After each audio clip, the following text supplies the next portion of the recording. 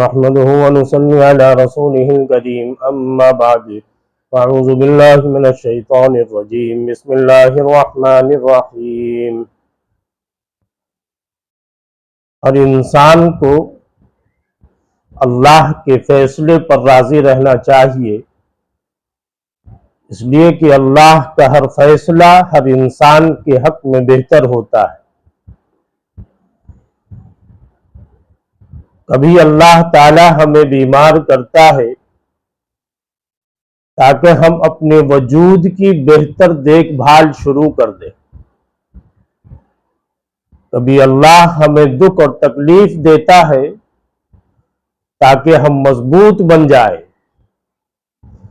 کبھی اللہ ہمیں ناکام کرتا ہے تاکہ ہم میں عاجزی پیدا ہو اور متکبر نہ بنے۔ کبھی اللہ ہمیں غریب کر دیتا ہے تاکہ ہم لوگ غریبوں کا دکھ اور درد محسوس کر سکیں۔ کبھی اللہ ہم سے کوئی چیز واپس لے لیتا ہے تاکہ ہم اپنے پاس موجود چیزوں کی قدر و قیمت جانیں۔ کبھی اللہ ہمیں نقصان پہنچاتا ہے تاکہ ہم اپنی غلطیوں سے سیکھ کر بڑے نقصان سے بچ سکیں۔ اس لیے کہ اللہ کا فیصلہ ہر انسان کے حق میں بہتر ہوتا ہے، اس لیے کہ اللہ تبارک و تعالیٰ کو معلوم ہے کہ کون سی چیز ہمیں فائدہ پہنچا سکتی ہے اور کون سی چیز ہمیں نقصان پہنچا سکتی ہے۔ بہت سارے لوگ اپنے مسائل کے حل کے لیے اللہ سے دعا مانگتے ہیں کہ اللہ میرے اس کام کو آسان کر دے، میرے اس مسئلے کو پورا کر دے۔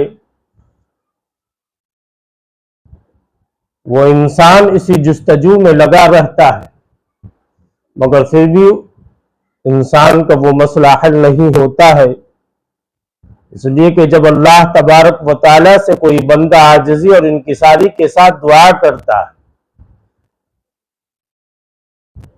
تو اللہ کسی کے دعا کو بہت جلدی قبول فرما لیتے ہیں۔